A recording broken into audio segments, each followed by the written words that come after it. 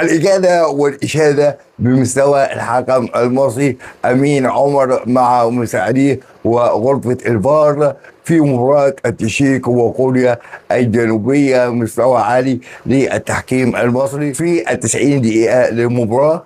الحكم كان مسيطر على زمام الأمور، سواء على لاعبي المنتخب التشيكي أو لاعبي المنتخب الكوري الجنوبي. مستوى متميز، 10/10 لأمين عمر، بعكس الموقف البايخ للحكم البرازيلي بعد رجوع لغرفة الفار. شوفوا معانا عمل ايه بعد ما رجع، ولعيب جنوب افريقيا مش فاهم منه ايه كلام.